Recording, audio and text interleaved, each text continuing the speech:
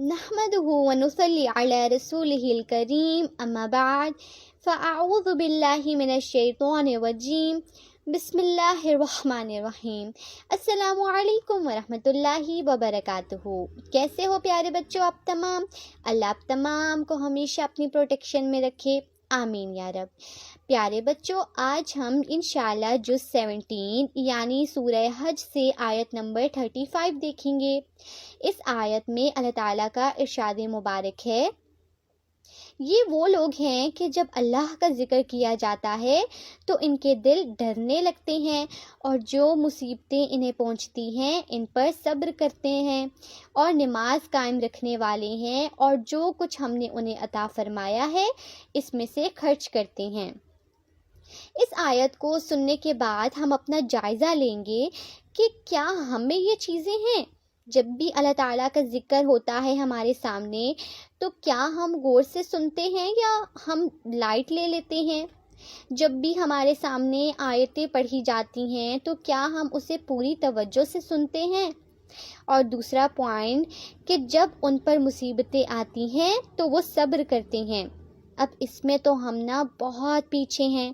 کسی کے پاس صبر ہے یا نہیں اس کا اندازہ ہم بہت سی چیزوں سے لگا سکتے ہیں، جیسا کہ جب کوئی غصے میں ہوتا ہے یا اس کی طبیعت خراب ہوتی ہے، کوئی مصیبت اس پر پہنچتی ہے۔ لائک فار ایگزامپل، بہت سے بچے جب ان کی طبیعت خراب ہوتی ہے تو وہ اپنے ماما بابا کو اتنا ستاتے ہیں، دوائیں نہیں پیتے، انجیکشن نہیں لگواتے، بیچارے ماں باپ تو پریشان ہو جاتے ہیں۔ تھوڑا سا بھی پیشنس سے کام نہیں کرتے یہ بچے۔ پیارے بچوں، ایسے حالات میں صبر کرنا چاہیے۔ کثرت سے سورہ فاتحہ پڑھیں، اللہ تعالیٰ پر توکل رکھیں، دعائیں کریں۔ ماں بابا تو ویسے ہی پریشان رہتے ہیں ہمارے لیے، اور ہم اوپر سے اور پریشان کر دیتے ہیں۔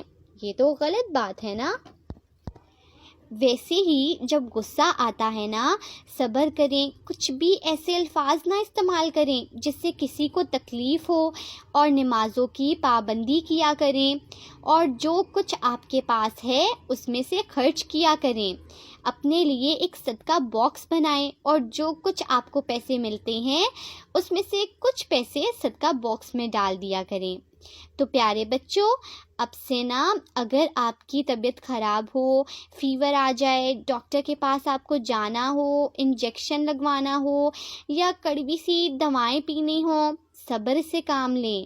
ایسی چھوٹی چھوٹی چیزوں سے پریشان نہیں ہوتے، صبر سے کام لیں۔ غصے میں بھی خود کو پورا قابو کرنے کی کوشش کریں، اور اللہ تعالیٰ پر توکل رکھیں۔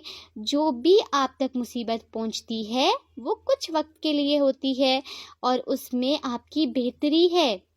اپنے لیے خوب ساری دعائیں کریں۔ اللہ تعالیٰ ہم تمام کو صبر کرنے والا بنائے، آمین یا رب۔ السلام علیکم ورحمۃ اللہ وبرکاتہ۔